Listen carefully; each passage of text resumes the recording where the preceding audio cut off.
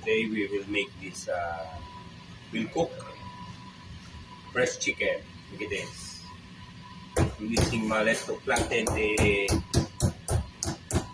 cheddar cheese. Mozzarella.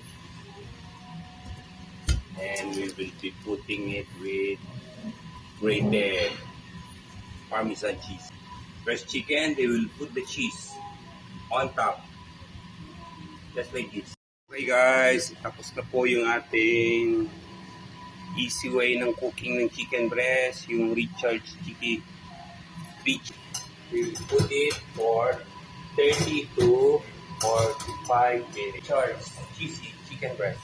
3 cheese chicken breast. Okay, ito na. Recharge 3 cheese chicken breast. So yummy. Try it the easy